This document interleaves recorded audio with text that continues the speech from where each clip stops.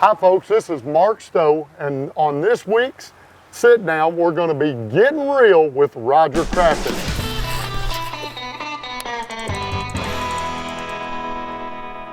This guy is not only a saltwater guide, but he chased a bass fishing tournament career as well for a number of years. Roger's originally from Indiana, not too far from my hometown of Louisville, Kentucky, where I grew up. And you know, Roger, it's kind of an interesting story of, you know, I guess, you know, how you grow up and end up somewhere, you know, later in life. Right. You started out in what part of Indiana? I was born and raised in southern Indiana around a little town called Hanover.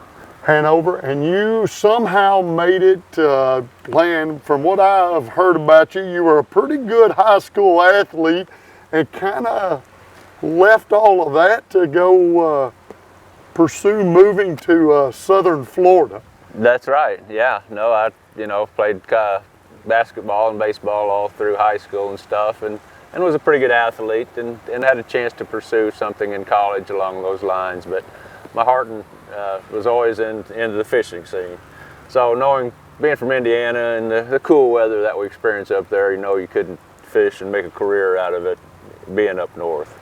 So, you know, my object in the back of my mind, you know, in high school, and especially once I graduated from high school, was to kind of ease towards the southern part of the country and try to find a career down here in Florida fishing.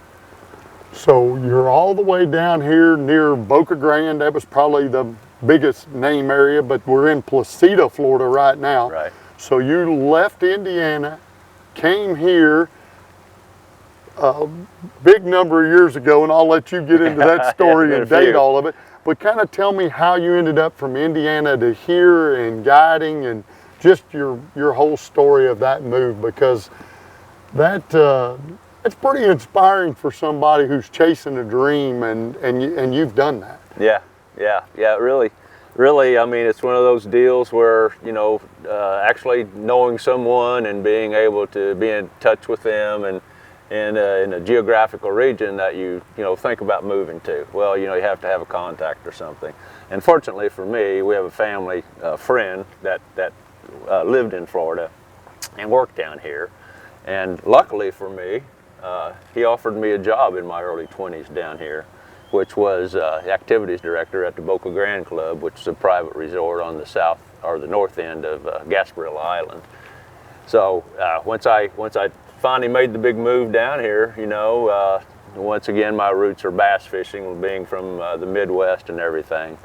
So, you know, moving to the coast here and working in the resort wasn't exactly, you know, what I perceived I was going to do, but just kind of fell into that. And when I finally made the geographic move to Florida, and once I, you know, got down here and got established here a little bit, and just luckily moved to an area that was just one of the best areas in Florida, or probably the country, to come and saltwater fish.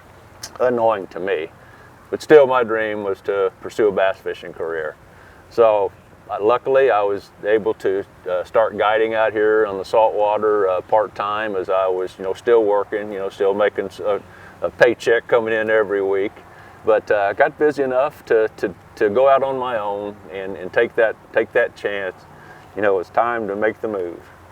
So I guided part-time for a long time, and still would fish the bass tournaments and stuff, and I was fishing the tournaments and qualified to fish the FLW tour. So you know, got into that and fished as many tournaments as I could, you know, many through Florida. And in between times, I would, you know, schedule all my tournament dates, you know, and have those written down in the calendars. But still have to make a living. You know, that's a tough way to go to try to make a living out of that tournament scene, as you know, Mark. But was determined to do it, so I stayed after it and filled in all my other dates around the tournament bass fishing with guiding out here, which was really my bread and butter, how I make a living. But was fortunate enough to win a big tournament, you know, while I was doing that up in Santee Cooper, and probably around, I think it was the year 2000. I won that tournament and qualified me to fish the FLW Tour. So that's how, kind of in a nutshell, I got from there to, you know, to here to being able to pursue my dream as a bass fishing pro. So not only did you chase the dream of being a guide and getting to southern Florida and able to fish year round, and of course you guide for a very sought after fish in the tarpon itself, but along that career you've able to win an Ever Start, I believe it was, am I correct? That's correct. And what an accomplishment there. And you know, that is the part of these, you know, interviews and talking to folks that I enjoy, because you know, it's about chasing a dream. You can't just live life and you know, and think that map's going to be exactly what you think it's going to be, because like you moved down here, still had a job, not doing exactly what you wanted. That's it. But it's amazing how life will unfold and allow you to end up pursuing something that you keep your efforts into. Yeah. You know, you look at you as a guide, and of course quite an accomplished guide, to think you've been guiding close to 40 years, I believe me and you were saying. Yeah. And then I guess to jump back 40 years, I'm going to bring up something kind of funny, because I had the opportunity to meet Roger's wife, Tammy, and this guy kind of shows up for his wedding a little late, I believe, in the story that she told. So, yeah.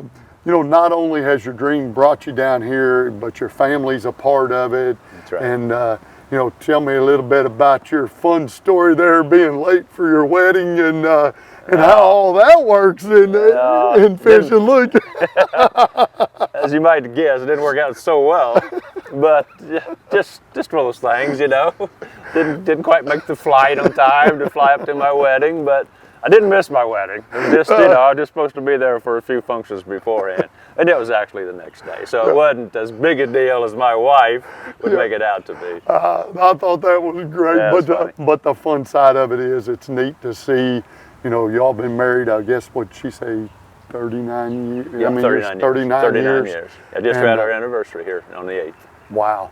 And that's an accomplishment in itself, especially nowadays. I tell you, it's a big accomplishment for everybody that's a tournament bass fisherman, to have a spouse that will support you and be behind you, you know, to let you go pursue that. I mean, that means a lot. It really does. Without that, I mean, you're just kind of flailing around. Yeah. I mean, you got to have that support behind you. And you know, it's tough on your relationship. You know, you're gone a lot and stuff, and you miss a lot of stuff back at home. Yeah, that's the, you know, that's that good balance you have to find, because, you know, for me to be successful in some of those areas like fishing and the guiding and all that, it's still a greater success to be successful in your family. Absolutely, that's the most important thing of all. Because when you look back and listen to your wife tell stories about you and laugh about it, and you all get to share them stories and laugh about that, there's nothing more valuable than those stories. Absolutely. You know, the greatest tarpons in the world aren't a success, you know, without that family base and all that. So yeah, that's where it all comes from. That's your base. That's what you build off of, really. Well, my hat's off to you on that part, especially. Yeah. And of course, I respect your, you know, having the opportunity to chase that bass fishing career. You were actually on Fujifilm's bass fishing team, which was one of the FLW teams. Yeah. You were on that along with a friend of mine from Indiana, Wes Thomas, which you all grew up together, and is actually how I met you. Right. Through Wes. Yeah. And you know, I always remember Wes telling me stories. You know, I'd hear about you, and he'd be like, well, Roger Crafton travels fishing bass, da-da-da-da-da. And then he would tell me about you down here guiding and catching these tarpon and all of that. Right. And then I guess somehow when you and Wes were on the Fujifilm team, you actually made a little step over into the red fishing arena as well for a little while. Am I correct there? That's absolutely right. Yeah, you know, we'd fished the tour for 4 or 5 years, and the redfish tour, you know, totally different from the bass tour, another national, you know, thing. We persuaded Fujifilm that we should go do that too. And we had a really good guy that headed up the sponsorship team, and he was all aboard. So yeah, Wes and I, we'd fish a bass tournament, and sometimes we'd go from the bass tournament to the redfish tournament. Switch out boats. You had our bass boats for the bass fishing tour. Then we had our Ranger saltwater boat, to go pursue the redfish. Well, and there's a common brand that you ran a Ranger for a number of years, That's and right. I had that opportunity to be a part of that great family for Right. a lot of years as well. Right. So with getting the opportunity to fish, saltwater bass and redfish, and which that's in the saltwater, but do you see any difference in them tournament trails? I mean, like the redfish versus bass fishing, or all the same competitiveness, or? Oh, sure. As far as the competitiveness and all that stuff goes, definitely very, very similar. Very similar stuff. Of course, the species and how you approach it, and the in the salt versus the freshwater, two different animals. And the other thing is, when you were fishing the redfish tour, fishing for redfish was interesting because you were fishing for specific size fish. All the tournaments, wherever you went, there was a slot limit on the redfish. So you were fishing for, the slot was 18 to 27 inches. So it's just fishing for the biggest fish you could possibly catch. In the bass tournaments, we were targeting specific size fish in those redfish tournaments. You could only weigh in 2 fish was your limit, and they had to be 27 inches or under, down to 18 inches. So obviously you want to catch a 27 inches on the nose, which is going to produce most of your weight. So there's some differences for sure. That's a little different approach right there, trying to Absolutely. hit And that you slot. catch one that's 27 and a quarter. Oh, and you measure him, and it just breaks your heart to throw him back. But if you take him to the scale, they measure him, he's over, DQ'd. So you didn't take that chance.